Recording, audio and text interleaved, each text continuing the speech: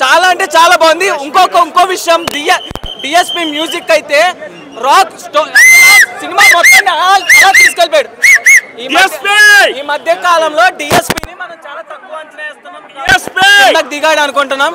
But DSP ఒక range లో లేపేశాడు సినిమాని. అసలు మామూలు కాదు.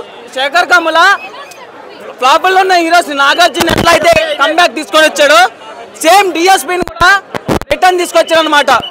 ఫిదాతో మన వచ్చిండే సాంగ్ లవ్ స్టోరీలో సారంగ దర్యా, ఇందులో పోయిరా మామ. అసలు సాంగ్స్ అసలు మామూలుగా లేవు. నాది నాది నాదే ట్రాన్స్ అసలు డిఎస్పి చెత్త కొట్టేశాడు అంతే. మూవీ అసలు మాస్టర్ పీస్. ఇండియాలో ఇలాంటి మాస్టర్ పీస్ ఇంకోటి రాదు. అంటే ఎవరి క్యారెక్టర్ ఎక్కువ డామినేటింగ్ గా అనిపించింది?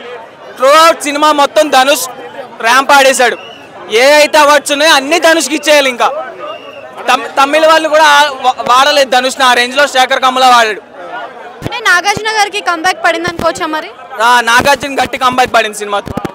సో ఇద్దరి క్యారెక్టర్ లో ఎవరి క్యారెక్టర్ కి మీరు బాగా కనెక్ట్ అయ్యారు? Dhanush, absolutely Dhanush. Cinema main రాసుకుంది కూడా శేఖర్ కమ్ముల ధనుష్ గురించే.